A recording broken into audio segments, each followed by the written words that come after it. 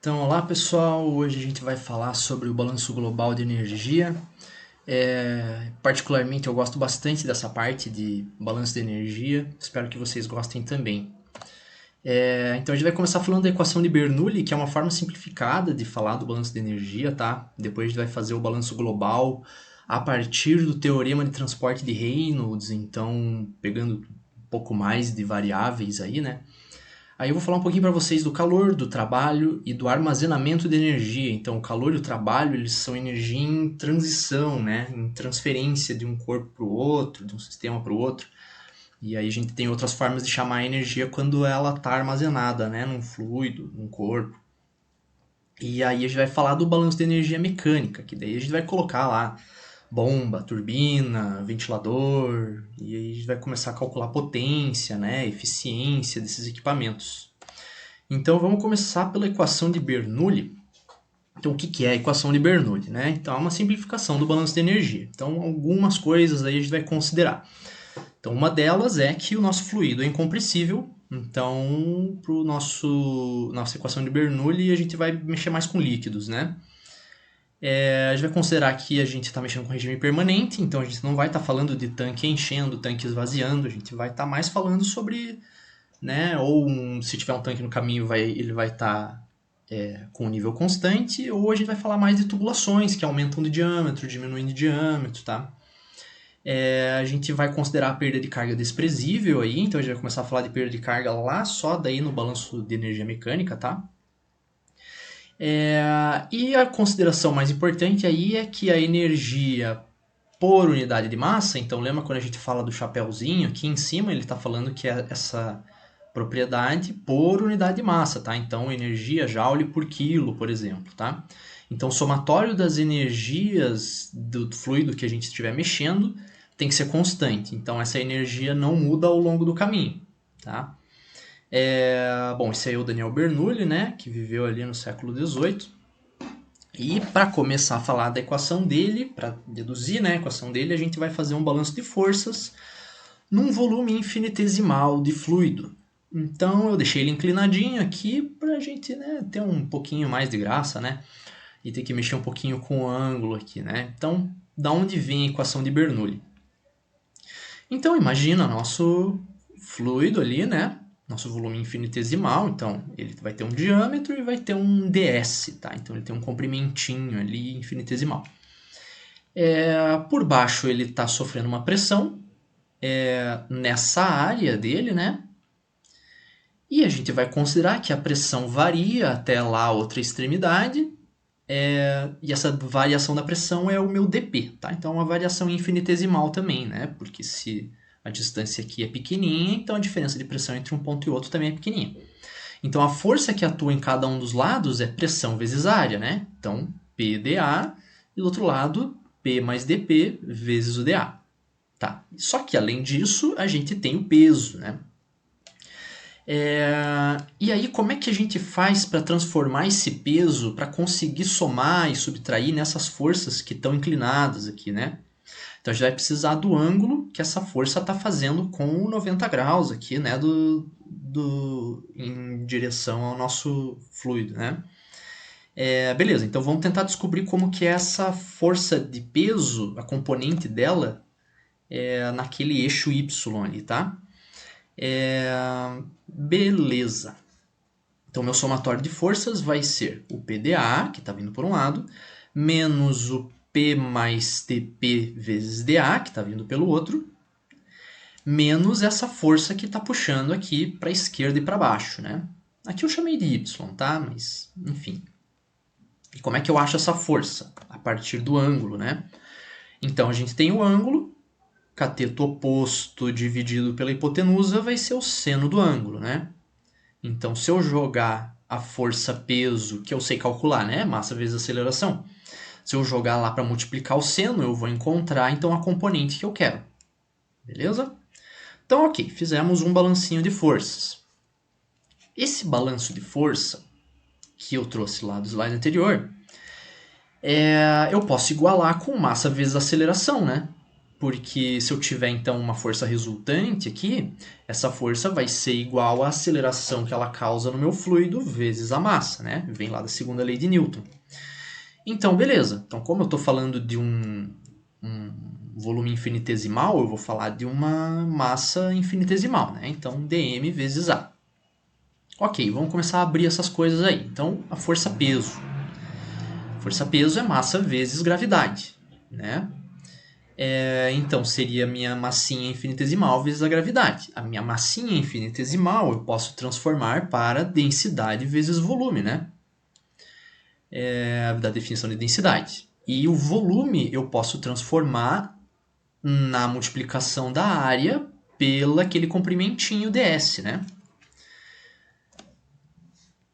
E o meu outro lado da equação. Então, a aceleração que esse fluido vai ter é a variação da velocidade dele em relação ao tempo, né? Aí eu vou fazer uma transformaçãozinha aqui que é basicamente multiplicar por 1. Então eu vou multiplicar por ds sobre ds, né? Só que eu vou colocar um ds embaixo do dv e o outro em cima do dt para chegar onde eu quero, né? ds dt é a velocidade, né?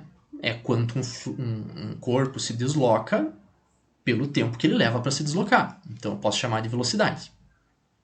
E vai ficar o meu dvds ali. A massa eu vou transformar igual eu fiz ali em cima. Então o meu dm vai virar ρ vezes dA. Ok, se eu substituir essas duas formas na equação lá que eu tinha, então eu vou ter um negócio mais ou menos assim. Então, mais uma coisinha que a gente pode mexer agora é nesse seno. Então, o que é esse seno? Então, eu tinha lá um ds, né? Lembra aquele corpo que eu tinha desenhado? Então, esse aqui é o comprimento ds, né? Esse corpo tem uma altura na vertical, né? Que seria esse dz. E o que é esse θ? Então, aqui vocês lembram que eu tinha minha força-peso, né? E aqui tinha aquele ângulo de 90 graus a ortogonal, né? Ao meu corpo, ao meu fluido, né? Então, aqui, esse seria o θ. Eu sei que isso aqui é 90 graus, né? Então, o ângulo desse outro lado aqui tem que ser 90 menos o θ. Eu sei que esse ângulo aqui também é 90 graus, né? E eu sei que a soma dos ângulos de um triângulo tem que dar 180. 180 menos 90 menos 90 menos θ, com menos vai ficar positivo, vai sobrar θ, né? Então esse ângulo daqui também é θ. Então eu consigo calcular o seno de θ dividindo o cateto oposto pela hipotenusa, né? Então eu posso substituir o seno de θ por dz/ds, e é o que eu vou fazer. Agora eu posso começar a cortar algumas coisas aí, né? Vocês já devem ter percebido. Então, por exemplo, a gente tem dA em todos os termos, né? Então eu tenho dA aqui e lá do outro lado dA. Cortei. Aqui eu tenho ds multiplicando um ds embaixo da fração. Então cortei também. E do outro lado a mesma coisa. Então eu tenho ds multiplicando o ds que está aqui embaixo. Cortei todo mundo, simplifiquei e cheguei nisso aqui. Tá? Ok. Então esse dv vezes velocidade, agora eu vou fazer uma transformaçãozinha nela também, para chegar a uma coisa mais simples para a gente. Então, dv vezes velocidade, eu posso multiplicar por 2 sobre 2. Estou multiplicando por 1, basicamente, né? Ok. Agora, esse 2 vezes o dv vezes v, eu vou escrever dessa forma aqui. É dv vezes v mais dv vezes v. Eu só fiz essa troca de ladinho para vocês verem que parece uma coisa que a gente já conhece, né? Então, como é que era a derivada da multiplicação de funções, né? Não era a derivada do primeiro vezes o segundo, mais o primeiro vezes a derivada do segundo? Então, isso aqui eu posso dizer que é a derivada da velocidade ao quadrado, tá? A derivada do primeiro vezes o segundo, mais o primeiro vezes a derivada do segundo. E sobrou o nosso meio ali. Então, o dv vezes v eu posso substituir por dv quadrado sobre 2. Então, o meio tem que aparecer, né? E aí eu vou jogar todo mundo para o mesmo lado, tá? Então, e vou dividir por ρ todo mundo, né? Então, o dv² sobre 2 eu vou tirar o ρ, né? Porque eu dividi. O ρg dz eu vou tirar o ρ também, porque eu dividi. E vai aparecer um ρ embaixo do dp que não tinha, né? Então, cheguei nessa forma aqui.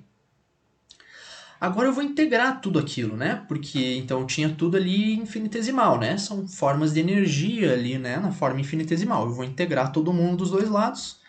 Integral de zero continua sendo zero, né?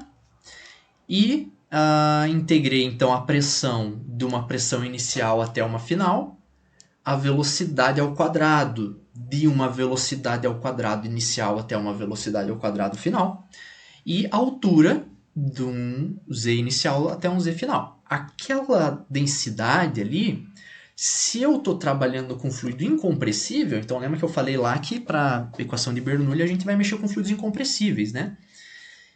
Então, essa densidade não vai depender da pressão, né? Porque não vai variar. Então, eu poderia jogá-la para fora. Aí, quando eu integro isso aqui, se não tem mais a densidade, é integral de dp, né? Então, a integral de dp, 1dp, né? De P1 a P2 vai ser P2 menos P1, né? Aqui é a mesma coisa. Vai ficar V2² menos V1². Tudo sobre 2. E aqui vai ficar Z2 menos Z1. Todo mundo vezes a gravidade. Então, o 2 eu vou deixar de um lado e o 1 que está negativo eu vou jogar para o outro e a gente chega na equação de Bernoulli, tá? Que é essa equação aqui. Então, se você tem um fluido escoando, né, numa tubulação e essa tubulação sobe, você vai estar considerando aí a altura inicial, a altura final. Se a pressão muda, você vai estar vendo a pressão inicial, a pressão final. Se a velocidade muda, tem aí a velocidade inicial e a velocidade final, tá? E elas estão relacionadas. Então, a energia que você tinha no começo tem que ser a mesma energia que você vai ter lá no final, tá? Então, agora vamos complicar o negócio um pouquinho mais. Então, equação de Bernoulli é uma forma fácil de você fazer o balanço de energia, né? Só que, às vezes, a vida não é tão fácil assim, né?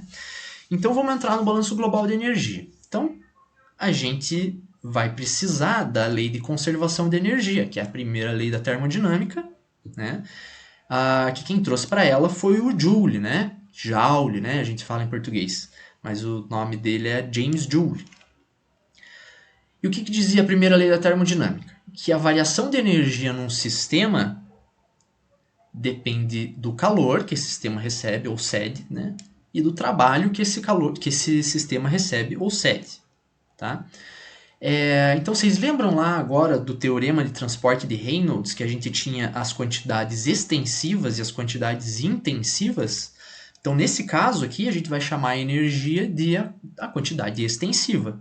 E a quantidade intensiva vai ser a energia por unidade de massa. Então, lembra que uma propriedade intensiva ela não varia dependendo se você tem uma quantidade pequena ou quantidade grande de um fluido, né? De um corpo, né? E aí, lembra lá, então, do teorema de transporte de Reynolds, né? Na última aula a gente tinha chegado nessa equação zona aqui, né? Que tem a variação de uma propriedade extensiva no sistema. O sistema é quando você pega o teu fluido e vai seguindo ele ao longo do caminho que ele percorre, né? E vai ser igual a variação dessa propriedade extensiva no volume de controle, então dentro de um recipiente por onde esse sistema está passando, né? Somado com o que entra e o que sai, né? Então, SC era a superfície de controle, né? Então, o que sai na entrada ou na saída, entra na entrada e sai na saída, né? Então, para o nosso balanço global de energia, a gente vai dizer que a propriedade extensiva é a energia. Então, o Nzão vai ser substituído pelo Ezão, tá? E o eta, né? Que é essa energia na forma intensiva, eu vou falar que é a energia por unidade de massa. Tá? Então, substituir aqui.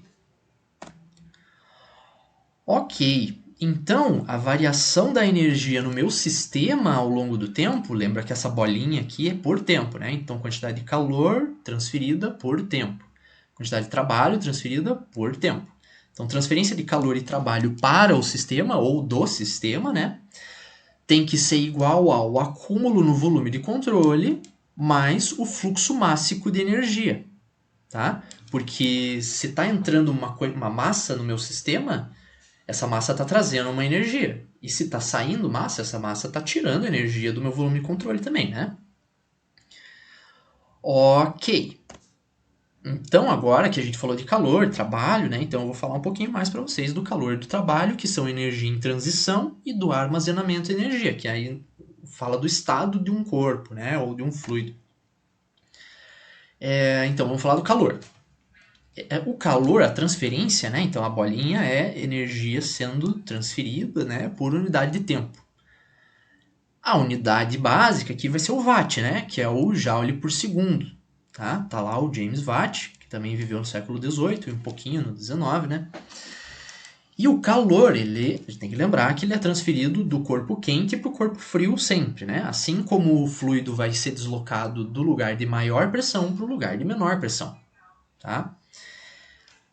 Outra coisa importante sobre o calor é que quanto maior for a diferença de temperatura entre o corpo quente e o corpo frio, maior é essa taxa de transferência de calor, tá? Num processo adiabático, então a gente até comentou sobre o processo adiabático já, né? O processo adiabático é quando não tem transferência de calor. Então a taxa de transferência de calor é igual a zero. E o processo isotérmico é quando eu não tenho variação de temperatura no meu sistema. Então a temperatura do sistema, a variação de temperatura do sistema é igual a zero, né? E aí a gente vai falar então um pouquinho do trabalho também. O trabalho vai depender de uma convençãozinha aí, né? Então, trabalho pode ser chamado de potência, né? Então, a potência da bomba que vai estar gerando trabalho, né, no meu fluido, colocando energia no meu fluido, né? Na forma de trabalho, por exemplo, ou o trabalho que o meu fluido causa, porque se ele se expande, ele pode empurrar um êmbolo ou empurrar um corpo, né? Então ele está causando, exercendo trabalho nessa, perdendo energia, né? E gerando trabalho para um outro lugar. Então a gente tinha lá a nossa primeira lei da termodinâmica, né? Que é a variação da energia do sistema vai ser quanto calor esse sistema recebe ou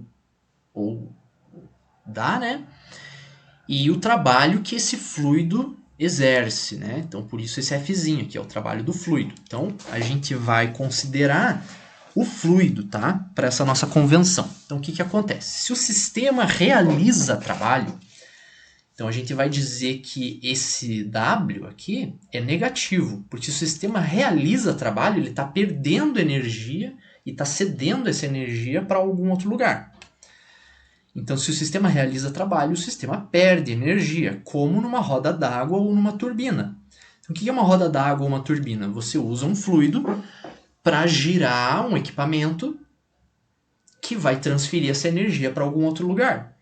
Então, por exemplo, uma turbina, né? Uma hidrelétrica, como é que funciona? Você passa lá o rio na turbina, a turbina gira e com essa energia dela girando, ela consegue gerar energia elétrica através de um sistema de ímãs e tal, né? E o contrário, então, se o sistema recebe trabalho, o sistema ganha energia. Então, esse termo aqui vai ser positivo, tá? Aonde que isso acontece? Então, numa bomba. Para que serve uma bomba? Você conecta ela lá na corrente elétrica e a bomba vai girar e vai empurrar o teu fluido. Então, você está transformando a energia que vem de fora do sistema e está colocando ela dentro do teu fluido, tá? Então, uma bomba, por exemplo, que é o que a gente usa para pressurizar líquidos, um compressor, que é o que a gente usa para pressurizar gases, ou um ventilador, que não chega a aumentar tanto a pressão de um gás, mas você consegue aumentar a pressão o suficiente para gerar um deslocamento, né? E aí a gente tem dois tipos de trabalho diferentes. Então tem o trabalho de eixo, que a gente chama de WS, S é de shaft, tá? Shaft é eixo. E o trabalho de eixo é o que acontece aí na turbina, na bomba, no compressor, né? Então você está ou usando o fluido para girar um eixo, ou usando o giro de um eixo para pôr energia no fluido. Aí a gente vai falar sobre eficiência. Então a eficiência da turbina, a eficiência da bomba, a eficiência do compressor, ela vai estar sempre entre 0 e 1. Então nunca o processo vai ser 100% eficiente, tá? Aqui é importante aí a gente pensar um pouquinho no conceito, né? Então, por exemplo, Lembra que quando eu colocava o Fzinho, eu estou falando da energia do fluido, né? Então lembra que a gente falou que se esse trabalho do fluido for negativo, é porque ele está perdendo energia. Se for positivo, é porque ele está recebendo energia. Então pensa numa turbina. Então numa turbina, eu vou ter uma quantidade de energia que eu vou tirar do meu fluido, e uma parte dessa energia eu vou conseguir converter no que eu quero, por exemplo, energia elétrica, né? Que seria o que a turbina vai produzir, né? Então, vocês perceberam que uma parte só, um número entre 0 e 1, multiplicado pela energia que saiu do meu fluido, é que vai virar energia elétrica de verdade. Uma parte eu vou perder, seja por barulho, seja por atrito, né? E para a bomba, a eficiência vai vir do outro lado, tá? Então, a energia que o meu fluido vai receber vai depender da energia que a minha bomba está gastando menos um pouquinho, né? Então, multiplicado pela eficiência, tá? Então, eu dou um pouco de uma quantidade de energia elétrica para minha bomba, ela vai perder um pouco dessa energia fazendo barulho, gerando calor, por causa de atrito, né? E uma parte dessa energia, então, que vai mesmo para o meu fluido, ok? E aí, além do trabalho de eixo, a gente tem o trabalho de pressão, que eu vou chamar de WP. Então, o trabalho de pressão que um fluido recebe se ele for comprimido ou exerce se ele for expandido, trabalho é força vezes deslocamento, né? Então, como a gente está falando em trabalho por unidade de tempo, eu vou falar em deslocamento por tempo, né? E deslocamento por tempo é velocidade, né? E força, a gente já tinha visto que é igual a pressão vezes área, né? Então, substitui a força por pressão vezes área e o ds/dt virou velocidade, tá? Percebam que aqui eu estou falando de vetores, né? Então, o trabalho, se eu integrar esses dois lados aqui, né? Então, o trabalho de pressão que o meu fluido exerce ou recebe vai ser calculado por menos integral de área da pressão vezes a velocidade. Ok? Então agora a gente vai precisar desses termos aqui. Agora não, daqui a pouco. Então eu falei que o calor e o trabalho são energia sendo transferida. Então vamos falar agora do armazenamento de energia, né? Então a gente tem algumas formas que a energia pode ser armazenada nos meus fluidos, né? Então a gente tem a energia interna. O que é energia interna? Ela depende da temperatura do meu fluido, né? E depende da composição do meu fluido. Então, por exemplo, quando eu coloco gasolina dentro do carro, as moléculas de gasolina, né, de uma mistura de hidrocarbonetos, né, as moléculas têm energia armazenada dentro delas. Então, por isso que é energia interna, tá? Se eu aumento a temperatura, essa energia interna também aumenta, tá? Então, para todas essas energias de armazenamento, a gente vai ter um zero absoluto, né? Então, a energia interna, o zero absoluto dela é o 0 Kelvin, tá? Que é a agitação zero das moléculas. Tá? E a gente tem, então, a propriedade extensiva e tem a propriedade intensiva. Então, eu posso dividir a minha energia interna pela massa do meu sistema. E aí eu vou falar da minha propriedade na forma intensiva.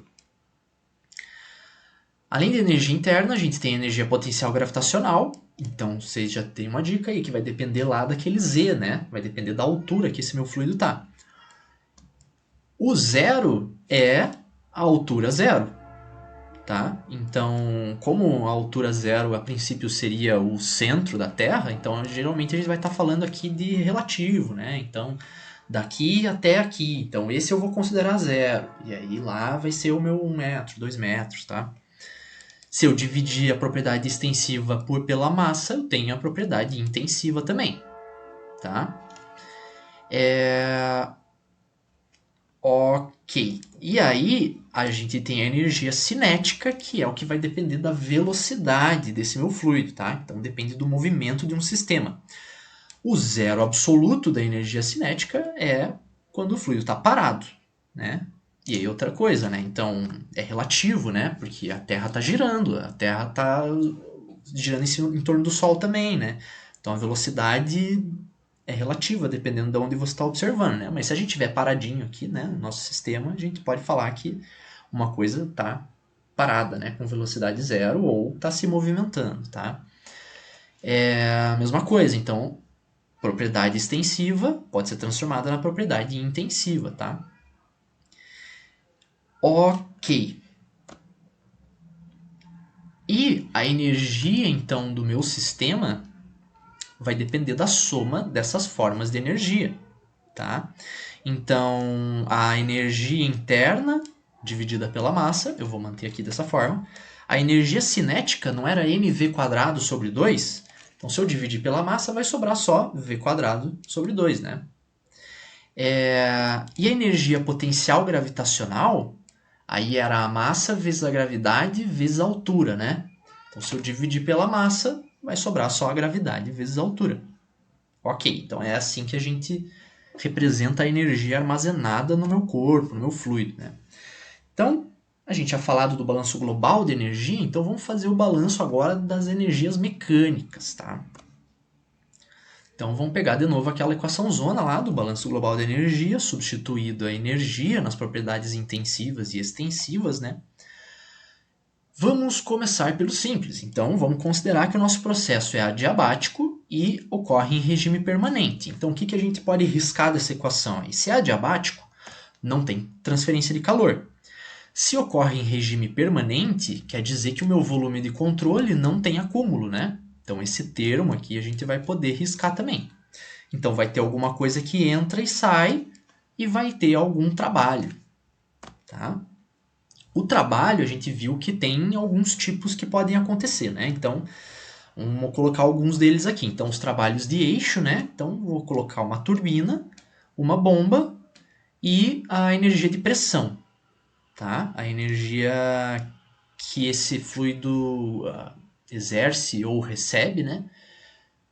Devido a variações de pressão nele, tá? E eu vou substituir então a energia na forma da propriedade intensiva, né, de energia, então eu vou substituir pelo que eu tinha acabado de calcular lá atrás, né?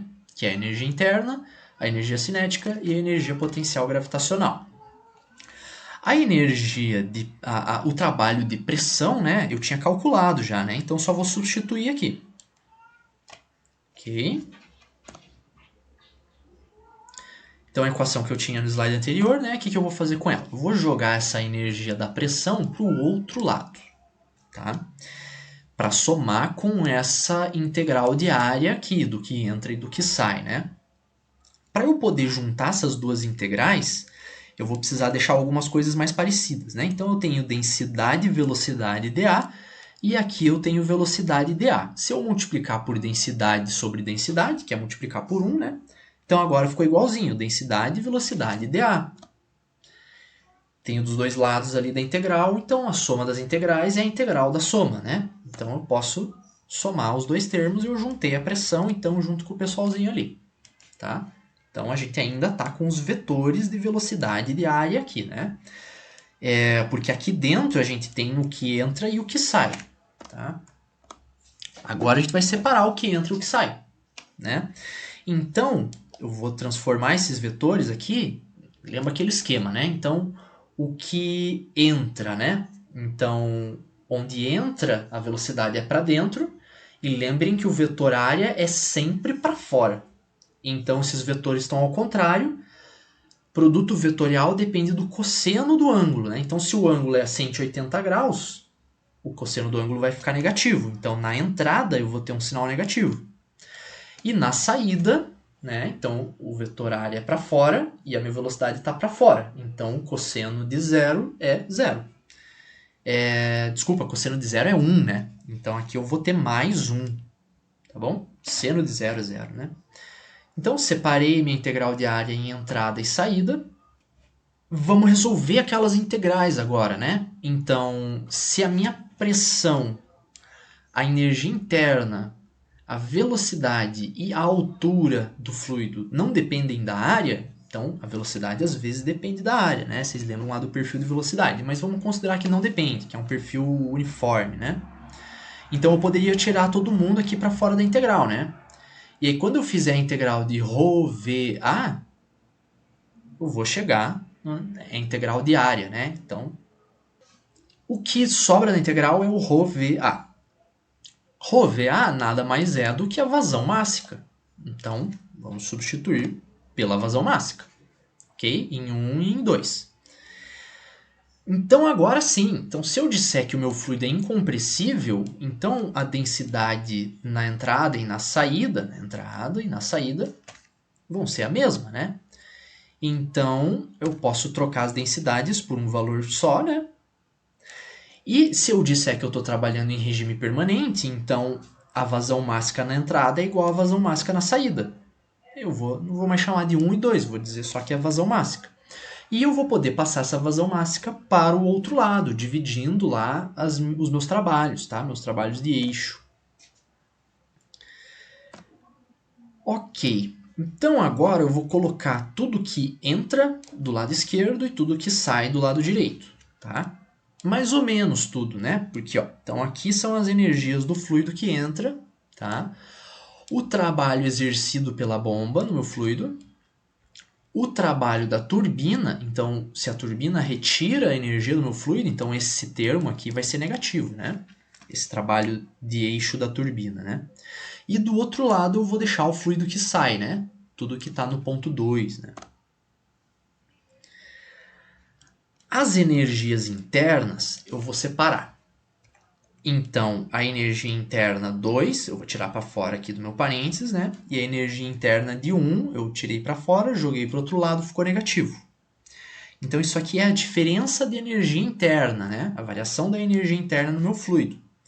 E agora, do que eu vou chamar essa variação da energia interna? De perda de carga.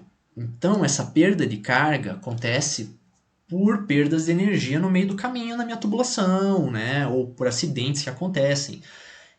Se eu tenho um cotovelo, então meu fluido está vindo numa direção, de repente ele vira, ele perde um pouco de energia tentando empurrar esse tubo, né? Então, numa válvula, se eu fecho um pouco a válvula, né, o fluido vai passar por um sisteminha ali, né? Então, esse atrito que acontece ali com as paredes do tubo também, né? Então, as paredes do tubo não são 100% lisas. Elas têm uma rugosidadezinha. O atrito do teu fluido com essas rugosidadezinhas também faz ele perder energia. Todas essas perdas de energia aí a gente vai chamar de perda de carga, tá? E o símbolo que a gente vai usar é esse LWzinho aqui, tá? Ok, então essa é a equação que a gente chegou, né? Aqui eu fiz um esqueminha lá no nosso volume de controle, né? Só para a gente ver o que entra e o que sai, né? Então o que está em verde é o que é somado no volume de controle e o que está em vermelho é o que sai do meu volume de controle, tá? Então o que entra é o meu fluido com toda a energia dele e entra a energia que a bomba coloca no meu fluido, por exemplo, né? Se eu tiver uma bomba. Se eu tiver uma turbina, ela vai retirar a energia desse meu fluido para gerar energia elétrica, por exemplo. Se eu tenho perda de carga, essa perda de carga está tirando energia do meu fluido, né? E o fluido que está saindo do volume de controle também está tirando energia de dentro desse volume de controle. Então tá aí feito o nosso balancinho, tá?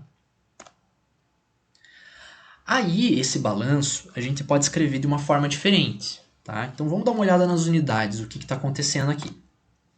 Então, pressão, que é Pascal, dividido por densidade. Ok, isso tem que ser igual a velocidade ao quadrado, dividido por 2. 2 não tem unidade aqui, né? É um valor arbitrário, né? Então, velocidade ao quadrado é metro quadrado por segundo ao quadrado. Então, isso aqui é a mesma coisa que isso aqui, se a gente fizer a transformação, tá? E gravidade vezes altura é metro por segundo ao quadrado vezes metro. Então aqui vocês podem ver que deu igualzinho, né? Metro quadrado por segundo ao quadrado. Essas unidades têm que ser igual à unidade lá do trabalho dividido pela massa, né? Então, o meu trabalho por tempo dividido por vazão mássica, né? Então, quilos por segundo. Na turbina vai ser a mesma coisa, né? Então, energia por tempo dividido por vazão mássica. Se eu dividir todo mundo pela gravidade, vai acontecer o seguinte. Então a pressão vai só aparecer a gravidade lá embaixo. A velocidade vai só aparecer a gravidade lá embaixo. Agora, com a altura que eu estava multiplicando pela gravidade, vai ficar só a altura. Tá? O trabalho que eu dividia pela massa, então agora eu vou dividir pela gravidade também. E agora eu não vou chamar mais de trabalho, né? aqui vai ser um comprimento que é equivalente a esse trabalho. Então aqui a gente vai chamar de head. Por isso que é esse H, tá? Então isso aqui seria uma altura equivalente. Então, o que quer dizer essa altura equivalente? Então na bomba é o jeito mais fácil da gente entender isso. Então imagina que a minha bomba está puxando o fluido e está jogando esse fluido para cima, tá? Qual que é a altura máxima que esse fluido alcança? Tá? Ele vai fazer um chafariz assim, né? Então qual que vai ser a altura desse chafariz? Esse é o head da bomba, tá? A turbina a gente vai poder calcular da mesma forma também, né? Então é uma forma de energia que a gente calcula em metro, tá? Em um comprimento equivalente, tá? E aqui, então, eu coloquei as nossas eficiências. Então, lembra que eu falei que é importante a gente saber se a gente está mexendo com bomba ou com turbina para saber como que a gente vai equacionar a eficiência, né? Então, o que a gente está falando aqui? Que a minha bomba vai dar uma quantidade de energia para o meu fluido, né?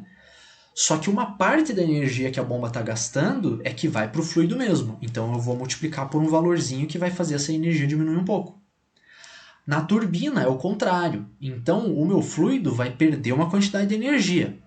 Só que só uma parte dessa energia que realmente vai ser convertida no que eu quero, por exemplo, energia elétrica.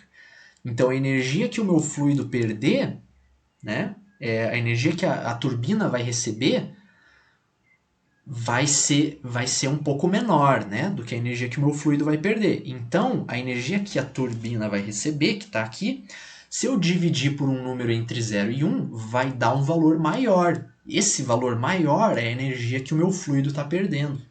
Tá ok? E lá no finzinho, então, a perda de carga a gente vai chamar de comprimento equivalente, né, dessa perda de carga. Então, isso é uma perda de carga calculada em metros também. Tá? Então, olha lá, um balanço de energia calculado em metros. Tá?